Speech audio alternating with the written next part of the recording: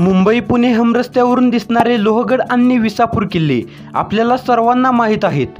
याच किल्ल्यांच्या मागील बाजूस पवन मावळ प्रांतात असणाऱ्या तिकोना उर्फ वित्तंडगड याची आज आपण ओळख करून घेऊया।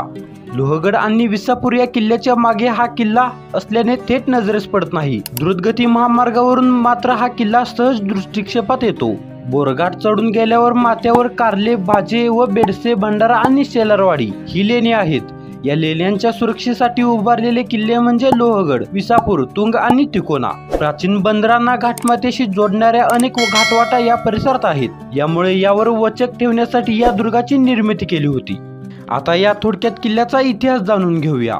इसवी सन 1585च्या सुमारास निजामशाहीचा सरदार मलिक अहमद निजामशाह याने हा किल्ला जिंकला आणि किल्ला निजामशाहीत सामील झाला। या गडाबद्दलचा इतिहास फारसा कुठेही उपलब्ध नाही।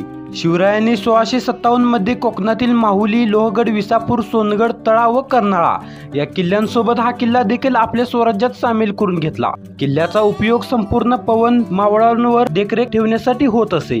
सन 1660 मध्ये या भागाच्या सुरक्षेसाठी नेताजी पालकर यांची नियुक्ती झाली। 12 जून 1665 रोजी झालेल्या पुरंदर तहानुसार 18 जूनला कुबात खानाने हलाल खान व इतर सरदारांसोबत ह्या परिसराचा ताबा घेतला। इसवी सन 1672च्या ऑगस्ट महिन्यात संभाजी व अकबर याची भेट झाली। या भेटीनंतर अकबर तिकोना किल्ल्यावर राहण्यास आला, मात्र येथील हवा न मानवल्याने त्याला जैतापूर येथे धाडण्यात आले। इसवी सन 1818 मध्ये या किल्ल्यावर इंग्रज व मराठी यांच्यात लढाई झाली। यात किल्ल्याचे बऱ्याच प्रमाणावर नुकसान झाले। आजपर्यंत या किल्ल्याची मोठ्या प्रमाणावर पडझड झाली आहे।